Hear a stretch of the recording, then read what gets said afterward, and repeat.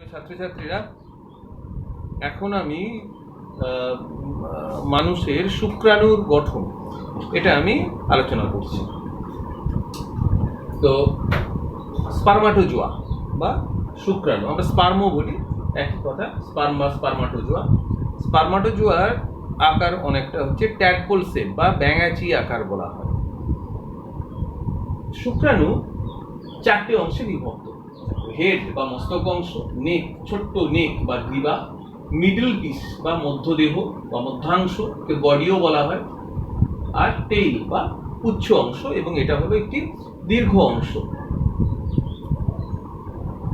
Sperm বা spermatozoa কিন্তু অতি ক্ষুদ্র, আণুবীক্ষণিক, মাইক্রোস্কোপ। তো এই অংশগুলো নিয়ে গঠিত হয়েছে।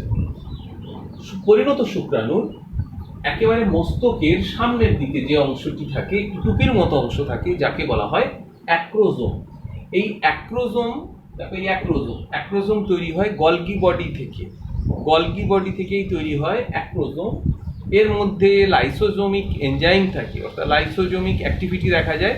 এখানে যে এনজাইমগুলো থাকে সেগুলোকে বলা হয় স্পার্ম লাইসিন। অনেকগুলো এনজাইম থাকে, তার মধ্যে প্রধান এনজাইম হলো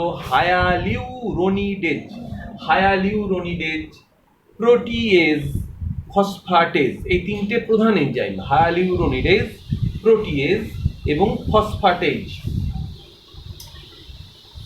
এটা অ্যাক্রোজোমের এনজাইম।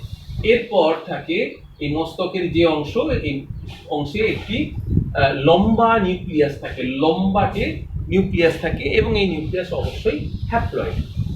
এরপরের অংশ গ্রীবা অংশটি অত্যন্ত ছোট, একটু সংকুচিত। এখানে দুটো সেন্ট্রিওল থাকে। এই সেন্ট্রিওল, একটিকে বলা হয় প্রক্সিমাল সেন্ট্রিওল বা নিকটবর্তী সেন্ট্রিওল, এবং একটি ডিস্টাল সেন্ট্রিওল বা দূরবর্তী সেন্ট্রিওল। প্রক্সিমাল সেন্ট্রিওল থাকে গ্রীবা ও মস্তকের সংযোগস্থলে। ডিস্টাল সেন্ট্রিওল থাকে গ্রীবা ও মিডল পিস বা বডি এর সংযোগস্থলে। ডিস্টাল সেন্ট্রিওল, এখান থেকে তৈরি হয় অক্ষীয় তন্তু বা অ্যাক্সিয়াল ফিলামেন্টস। অক্ষীয় তন্তু সৃষ্টি হয়।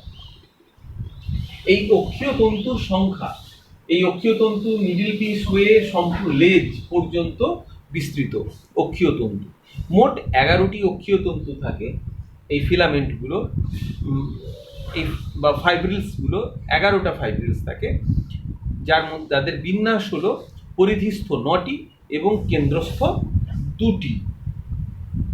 এই বিন্যাসে অবস্থান করে। তোমরা সেন্ট্রিওলের গঠন পড়েছো, সেই সেন্ট্রিওলের গঠনে যেমন বিন্যাস ছিল, সেই ধরনেরই এর বিন্যাস, বা ফ্ল্যাজেলার যে বিন্যাস পড়েছো সেই রকম বিন্যাস। 9+2, পরিধিস্থ 9, কেন্দ্রীয় 2, মোট 11টি অনুতন্তু দ্বারা গঠিত হয়েছে। তাহলে এগুলো তৈরি হয় ডিস্টাল সেন্ট্রিওল থেকে।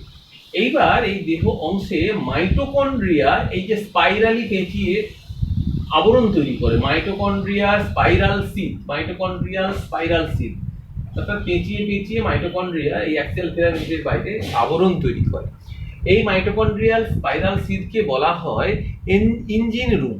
কেন না, শুক্রাণুর যখন গমন হয় তখন যে শক্তি দরকার, বিপুল শক্তি দরকার হয় শুক্রাণুকে, সেই শক্তি সরবরাহ করে এই মাইটোকন্ড্রিয়া। এই মাইটোকন্ড্রিয়ার যে সিদ রয়েছে, আবরণ রয়েছে, এখান থেকেই শক্তি উৎপন্ন করে, তাই ইঞ্জিন রুম বলা হয় শুক্রাণু। এরপরে দীর্ঘ অংশ হলো টেইল অংশ। এই টেইল অংশের বাইরে, টেইল অংশের অক্ষীয় তন্তু রয়েছে এই 9+2 বিন্যাসে, এবং বাইরে যে আবরণ রয়েছে তাকে বলে অ্যাক্সিয়াল সিদ, অর্থাৎ অক্ষীয় আবরণ। একেবারে শেষ প্রান্তে এখানে অক্ষীয় আবরণ নেই, এবং সেখানে এই যে অ্যাক্সিয়াল ফিলামেন্ট, এটা বাইরের দিকে বেরিয়ে থাকে তন্তুগুলো, যাকে বলে এন্ড পিস বা প্রান্তীয় অংশ। এন্ড পিস, এখানে অ্যাক্সিয়াল সিদ, অক্ষীয় আবরণ থাকে না। সমগ্র এই শুক্রাণু বাইরে প্লাজমা মেমব্রেন দ্বারা আবৃত থাকে। সমগ্র শুক্রাণুর বাইরে যে আবরণ থাকে তাকে বলে প্লাজমা মেমব্রেন। তো এই হলো শুক্রাণুর গঠন। তোমরা আশা করি এটা বুঝতে পেরেছো।